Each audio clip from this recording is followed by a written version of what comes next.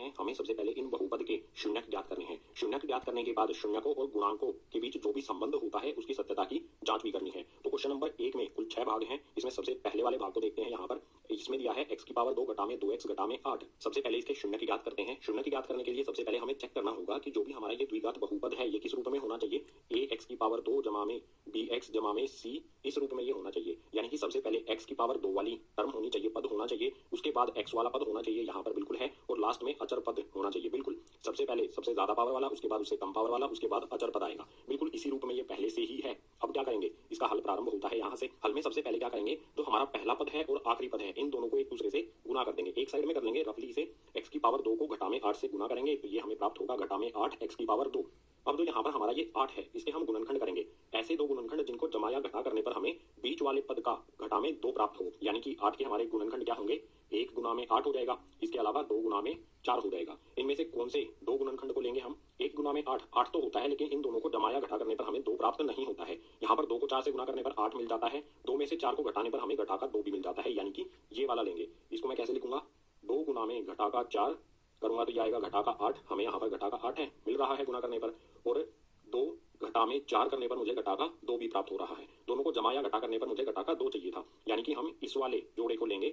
तो हल में सबसे पहले क्या होगा, सबसे पहले वाला पद x की पावर 2 हमारा ऐसा का ऐसा आएगा। इसके बाद जो हमारा दूसरा पद है इसको हम स्प्लिट कर देंगे, बांट देंगे इस रूप में 2x घटा में 4x के रूप में। इस 2x के स्थान पर मैं लिखूंगा जमा का 2x घटा में 4x। अब देखो, अगर 2x में से 4x को मैं घटाऊंगा तो मुझे माइनस का 2x मिल जाएगा, ठीक है। यानी कि इसके स्थान पर मैं ये लिख सकता हूँ। इसके बाद आखिरी वाला पद घटा का 8 हमारा ऐसा का ऐसा, और बराबर में लगा देंगे यहाँ पर 0। अब शुरुआत के जो हमारे 2 पद हैं, ये वाले 2 पद हैं, इनमें से हम उभयनिष्ठ यानी कि कॉमन ले लेंगे, जो कुछ भी हमें मिलता है। यहाँ पर भी x है, यहाँ पर भी x है, तो हमने x कॉमन ले लिया। बचा क्या, x की पावर 2 में से x कॉमन ले लिया तो 1x बचेगा, जमा का निशान लगाएंगे ऐसा का ऐसा। 2x में से x हमने कॉमन ले लिया तो यहाँ पर बचेगा 2, ब्रैकेट कर दो बंद। इसके बाद आगे वाली जो 2 पद हैं इनमें से हम कॉमन लेंगे। यहाँ पर माइनस का साइन है, यहाँ पर भी माइनस का साइन है, तो माइनस कॉमन लेंगे सबसे पहले। इसके बाद 4 के पहाड़े में 4 भी आता है, 8 भी आता है, तो 4 कॉमन आ जाएगा। ब्रैकेट लगाओ, बचेगा क्या, 4x में से 4 हमने कॉमन ले लिया तो बचा यहाँ पर x। इसके बाद घटा का नहीं जमा का निशान लगाएंगे। क्यों होगा, ये घटा का निशान हम कॉमन ले चुके हैं तो बचेगा यहाँ पर जमा का निशान। अब 4 के पहाड़े में 8 कब आता है, 2 पर, तो यहाँ आ गया 2 बराबर में 0 रखो। अब इससे अगले स्टेप में देखो, यहाँ पर x जमा दो, यहाँ पर भी x जमा दो, तो ये उभयनिष्ठ आ जाएगा। ये आ गया हमारा x जमा में 2। इन 2 ब्रैकेट की जगह पर हम एक ही ब्रैकेट में इसे उभयनिष्ठ रख दिया। अब यहाँ पर है x, यहाँ पर घटा 4, इन दोनों को हम इकट्ठा लिखेंगे एक ही ब्रैकेट में। यहाँ पर आ जाएगा x घटा में 4, ब्रैकेट बंद, और बराबर में लगाएंगे 0। अब इन ब्रैकेट को हटाएंगे और x का मान निकालेंगे। ब्रैकेट को हटाएंगे, यहाँ पर x जमा में 2 बराबर में रख देंगे 0, कॉमा लगाएंगे। इसके बाद यहाँ पर x घटा में 4 है, इसको भी ब्रैकेट हटाएंगे, x घटा में 4 बराबर में रख देंगे 0। इन दोनों से हम x का मान ज्ञात करेंगे। यहाँ से x का मान हमारा क्या आएगा, x बराबर में हो जाएगा घटा का 2। यहाँ पर x के साथ जमा का 2 है, दूसरी तरफ भेज देंगे तो घटा का 2, x का मान आ गया हमारा। इसके बाद इसी तरह से यहाँ पर करेंगे। यहाँ पर x हमारा ऐसा का ऐसा, बराबर का निशान लगाएंगे, घटा के 4 को दूसरी तरफ भेजेंगे तो हो जाएगा जमा का 4। x बराबर आ गया हमारा 4। जो हमारा ये द्विघात बहुपद है इसके 2 शून्यक हमने निकाल लिए, x बराबर में घटा 2, x बराबर में 4। जो भी हमारे ये 2 शून्यक होते हैं इनको हम अल्फा और बीटा भी कहते हैं, ठीक है। तो अल्फा बराबर में मैं लिख सकता हूँ घटा 2, और बीटा बराबर में लिख सकता हूँ मैं 4। ये भाग एक परिचय में मैंने आपको बताया था, जो भी शून्यक हैं उनको हम अल्फा और बीटा के बराबर भी रख सकते हैं। जो ये रफ काम हमने किया है इसको रब कर देता हूँ, मिटो देता हूँ। हमने शून्यक तो ज्ञात कर लिए हैं, अब हमें शून्यक और गुणांकों के बीच जो संबंध होता है उसकी सत्यता की जांच करनी है। तो यहाँ पर एक लाइन लगाता हूँ मैं, शून्यक और गुणांकों के बीच क्या संबंध होता है ये भाग एक परिचय में आपको बताया गया है। फिर से बता देता हूँ, अगर शून्यक अल्फा जमा में शून्यक बीटा, इन दोनों को हम जमा करें, दोनों शून्यकों को अगर हम जमा करें तो वो बराबर होता है घटा में d बटा a के। अगर इन्हीं शून्यकों को हम गुणा कर दें, यानी कि अल्फा गुणा में बीटा कर दें, तो ये बराबर होता है c बटा a की। इसी संबंध की सत्यता की हमें जांच करनी है, यानी कि वैल्यू पुट करेंगे और देखेंगे कि क्या ये एक दूसरे के बराबर आते हैं या नहीं। अल्फा बीटा की वैल्यू हमारी घटा में 2 और 4 है, और जो हमारा माइनस, देखो b क्या होगा, सबसे पहले देखो a क्या होगा, यहाँ पर भी a है, यहाँ पर भी a है। a होता है हमारा x स्क्वायर का गुणांक, x की पावर 2 के साथ जो होता है, यहाँ पर x की पावर 2 के साथ कुछ भी नहीं है तो होगा 1। a का मान हमारा 1 हो जाएगा। b क्या होता है, x का गुणांक, यहाँ पर x के साथ क्या है, घटा में 2, तो ये हो जाएगा हमारा b। और c होता है अचर पद, ये हो जाएगा हमारा घटा में 8। अल्फा बीटा आपके लिए यहाँ पर मैंने पहले से ही लिख दिया है। तो यहाँ पर वैल्यू पुट करेंगे।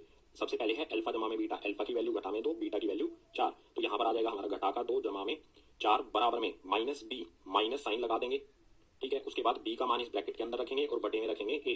b का मान क्या है हमारा, घटा में 2, ठीक है। तो यहाँ पर आ जाएगा हमारा घटा का 2, और इसके नीचे a का मान, x की पावर 2 का गुणांक क्या है, 1। हल करो इसे।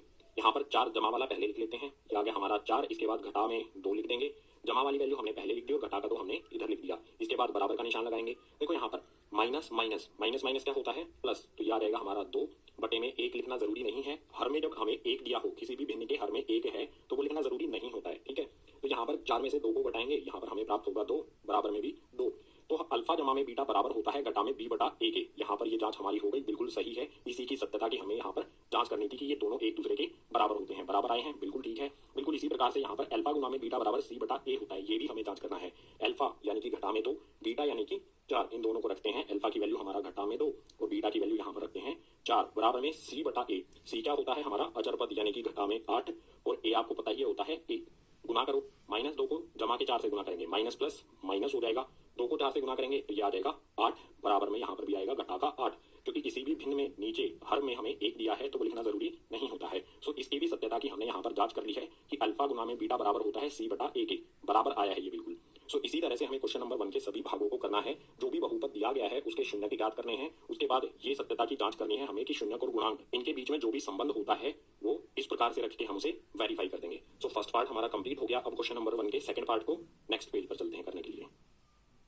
सेकंड पार्ट, इसमें द्विघात बहुपद दिया है 4s की पावर 2 घटा में 4s जमा 1। सबसे पहले सबसे ज्यादा पावर वाला पद है, उसके बाद s वाला पद, उसके बाद अचर पद। बिल्कुल सही रूप में ये लिखा हुआ है। तो इसका हल शुरू करते हैं यहाँ से। जैसे हमने पहले वाले को हल किया था बिल्कुल उसी तरह से इसको करेंगे। यहाँ पर हमारा जो चर है वो s है, यानी कि s के मान हम निकालेंगे। तो सबसे पहले रफली हम क्या करेंगे, पहले वाले पद को आखिरी वाले पद से गुना कर देंगे। 4s की पावर 2 को 1 से गुना करेंगे तो ये 4s की पावर 2 ही रहेगा। अब जो हमारी ये संख्या है 4, इसके हम गुणनखंड करेंगे। 4 के गुणनखंड क्या होंगे, 1 गुना में 4 होगा, इसके अलावा 2 गुना में 2, ये भी 4 के बराबर होता है। हमें क्या चाहिए, हम कौन सा वाला लेंगे जिसको जमा या घटा करने पर हमें घटा का 4 प्राप्त हो। अब देखो 2 को 2 से गुना करूंगा तो मुझे 4 मिल जाता है, ठीक है, 4 हमें मिल जाएगा। लेकिन जमा या घटा करने पर मुझे घटा का 4 चाहिए, तो मैं क्या करूंगा, घटा का 2 गुना में घटा का 2, सॉरी जमा यहाँ लगाऊंगा, गुना नहीं होगा, यहाँ पर आएगा जमा। घटा के 2 में हम घटा का 2 ही जोड़ेंगे तो ये हो जाएगा हमारा, दोनों का साइन माइनस है तो माइनस ही रहेगा, और 2 क्या हो जाएगा, ये 4। दोनों घटा में है तो जुड़ जाएंगे, साइन माइनस का ही रहेगा। यानी हम जो संख्या रखेंगे घटा का 2 गुना में घटा का 2 हो जाएगी, माइनस माइनस प्लस हो जाएगा, 2 को 2 से गुना करेंगे तो जमा का 4 हमें प्राप्त होगा, और इन दोनों को जोड़ेंगे तो घटा का 4, यानी कि बीच वाली संख्या हमें प्राप्त होगी। तो हल करते हैं इसे। सबसे पहले वाला पद हमारा 4s की पावर 2 ऐसा का ऐसा। उसके बाद जो हमारा दूसरा पद है इसके स्थान पर हम क्या रखेंगे, घटा का 2s जमा में घटा का 2s, इस प्रकार से लिखेंगे, ठीक है। तो यहाँ पर मैं लिखता हूँ घटा का 2s, उसके बाद फिर से घटा का 2s, और आखिरी वाला जो पद है हमारा 1, ये ऐसा का ऐसा यहाँ पर लिख देंगे, बराबर में लगा देंगे 0। देखो यहाँ पर घटा का 2s घटा का 2s, माइनस माइनस साइन है तो साइन माइनस का ही रहेगा, और ये दोनों जुड़ जाएंगे, 2 और 2 4s हो जाएगा। अगर हम इसको वापस से इस रूप में लाना चाहें तो ला सकते हैं। अब शुरू वाले जो हमारे 2 पद हैं इनमें से कॉमन ले लो। क्या कॉमन आता है, सबसे पहले s यहाँ पर भी है, s यहाँ पर भी है, तो s कॉमन आ जाएगा। इसके बाद 2 के पहाड़े में 4 भी आता है, 2 के पहाड़े में 2 भी आता है, तो हम 2 को भी कॉमन ले लेंगे। 4s की पावर 2 में से हमने 2s को कॉमन ले लिया, 2 के पहाड़े में 4 कब आता है, बचेगा क्या यहाँ पर 2, और s की पावर 2 में से s कॉमन आ गया तो यहाँ पर आ जाएगा 1s। इसके बाद घटा का निशान लगाएंगे, यहाँ पर है 2s में से 2s हमने कॉमन ले लिया तो बचेगा क्या यहाँ पर 1, ब्रैकेट करो बंद। अब यहाँ पर आगे वाले 2 पद हैं इनमें से कॉमन लेंगे। यहाँ पर सबसे पहले मैं घटा का 1 कॉमन ले लेता हूँ। देखो कुछ भी कॉमन नहीं है, यहाँ पर 2s है, यहाँ पर 1 है, कुछ भी इनमें कॉमन नहीं है तो मैंने 1 कॉमन ले लिया। जब हमें कुछ भी उभयनिष्ठ दिखाई ना दे तो हमें 1 कॉमन ले लेंगे। ये वाला माइनस साइन यहाँ पर ऐसा का ऐसा रख दिया मैंने। अब ब्रैकेट लगाओ, अंदर क्या बचेगा, मैं लिखता हूँ यहाँ पर 2s घटा में 1। आप कहोगे कि 1 के आगे यहाँ पर जमा का निशान है, यहाँ पर घटा का कैसे हुआ। देखो जमा ये किसके बराबर होता है, जमा के। -1 को -1 से गुना करूंगा तो ये जमा का 1 हो जाएगा, समझ गए। अब बराबर का निशान लगाता हूँ, आसान सा कॉन्सेप्ट है। अगर -1 को -1 से गुना करूंगा, माइनस माइनस प्लस हो जाएगा, 1 के 1 से गुना करूंगा तो 1 ही आ जाएगा, ठीक है।